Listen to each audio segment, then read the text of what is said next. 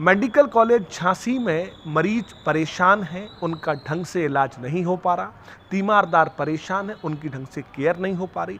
इन सारी बातों को लेकर मेडिकल कॉलेज प्राचार्य डॉक्टर एन एस सेंगर मौके पर पहुंचे, वार्डों को देखा, मरीजों से बातचीत की, साथ ही उन्होंने निर्देश जारी किए कि कोई भी लापरवाही बर्दाश्त नहीं की जाएगी। मैं देख रहा था दो तीन दिन खबरें आ रही थी, उसके लिए हम लोग आज मैं इस इंस्पेक्शन करने आया था और मैंने देखा कि एक समस्या थी वेंटिलेटर की समस्याओं के लिए मेरे पास जैसे बताया कि यहाँ 203 वेंटिलेटर्स हैं और उसमें 80 से 90 वेंटिलेटर हमारे अभी क्रियाशील हैं, बिल्कुल हैं। बाकी को हमने रिजर्व में रखा हुआ है, जिनको ज़रूरत के हिसाब से हम निकालते हैं। उसमें एक थोड़ी बाधा हो रही थी एएमसी सीएमसी कराने की। अभी हमारा जियो हो गया है, जिसमें एएमसी सीएमसी कराने की लिमिटेशन जो थी वो ख़त्म हो गई है और उनको हमने रिपेयर कराने के लिए ऑर्डर दे दिए हैं, उनकी सीएमसी भी हो गई है।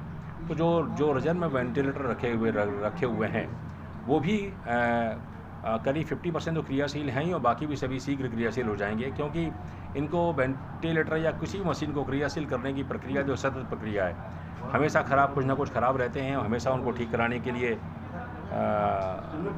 कार्रवाई की जाती है।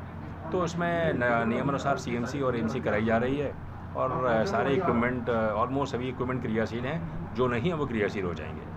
500 बेड के लिए कब तक दी जाती है? 500 बेड के लिए तो हम लोगों ने एक प्रपोजल भेजा हुआ है वहाँ पर, ये ट्रॉमा सेंटर के लिए और इमरजेंसी डिपार्टमेंट खोलने के लिए।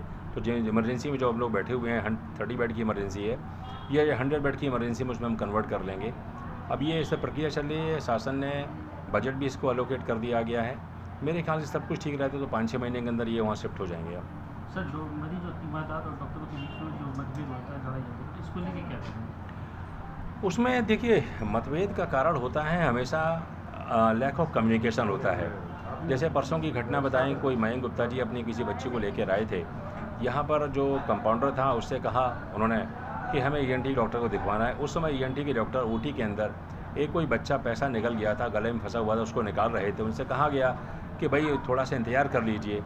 तो उनसे कहा गया या तो उनसे ढंग से कम्युनिकेट नहीं किया गया, तो वो थोड़े उत्तेजित हो गए। इस बात पर वाद विवाद हो गया और जो हमारा कंपाउंडर है उससे झगड़ा हो गया।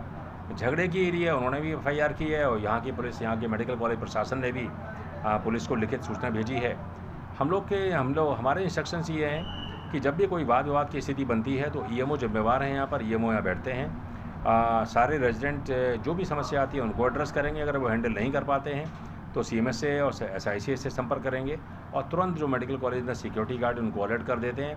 मेडिकल कॉलेज के अंदर एक पुलिस चौकी भी बनी हुई है, तो हम लोग अगर कोई सिक्योरिटी प्रॉब्लम आती है तो हम पुलिस को इन्फॉर्म करके पुलिस को बुला लेते हैं और फिर मामला पुलिस को हैंड ओवर कर देते हैं। फिर जो सीसीटीवी कैमरे लगे हुए हैं उनके आधार पर या बयानों के आधार पर जो जाँच होती है, जाँच के आधार पर जो दोषी होता है, अगर हमारा दोषी है तो हम कार्रवाई करते हैं, अगर विपक्षी दोषी है तो उसको हम पुलिस को सूचित करके पुलिस को रिक्वेस्ट करते हैं उन पर कार्रवाई करें नियमानुसार। और आज मैंने जो यहाँ पर लिया है कि 4 नॉन पीजीजेआर पिछले 3-4 दिन से एब्सेंट चल रहे थे, उनको बिना स्पष्टीकरण मांगे तनख्वाह काट दी गई है। स्पष्टीकरण इस बात का मांगा जा रहा है कि आगे से अगर एब्सेंट होते हैं तो क्यों ना उनको नौकरी से निकाल दिया जाए। तो उनको 4 दिन का वेतन तो काट ही दिया गया है और आगे से उनको सचेत किया गया, अगर आगे से रहेंगे तो आगे भी उनको फिर नौकरी से निकाल दिया जाएगा।